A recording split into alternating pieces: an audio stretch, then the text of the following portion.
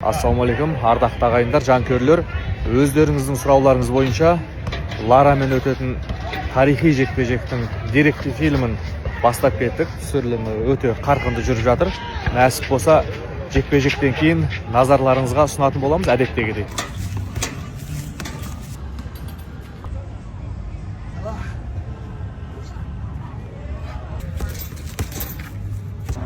Тима Зайсан деген бауырымыз біздің деректі фильмді осымен 3-ші рет түсіріп жатыр.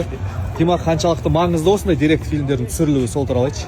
Осы Жәнібек секілді чемпиондардың жолдарын осы балаларымыз жаңа ұрпақ көре алса, негізі мотивация алады өздеріне. Съемкалар қиын болып жатыр ма, Тима? Съемка қиын емес, өйткені жеңіл адамдармен жұмыс істеймін. Берік, Жәнібек өте жақсы, өте күшті настроениемен түсіреміз. Андай съемочный настроение жоқ та бізде. Бәрі жеңіл, таңертең тұрып, таңғы ас ішіп, Венеске келіп, осындай мұхиттың жағасында.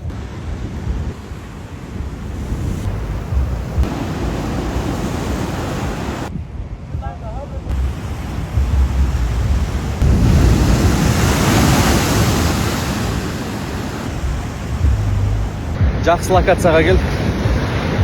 Тынық мұхиты. Жақсы съемкалар жүріп жатыр. Бүгін енді сенбі ғой. Сенбідегі демалысты пайдаланып, осындай бір жақсы жарқын кадрларды естелікке түсіріп алайық дедік. Біраз әңгімелер айтылып жатыр. Біраз факттар айтылып жатыр. Біраз нәрселерді көрсетіп жатырмыз.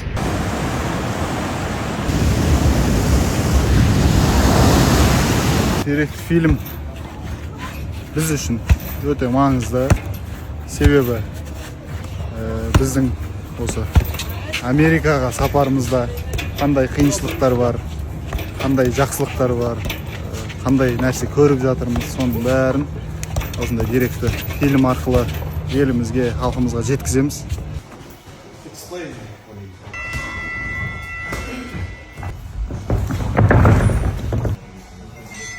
Жетпегендей настроение ғой, ошақта постоянно жүрген секілді.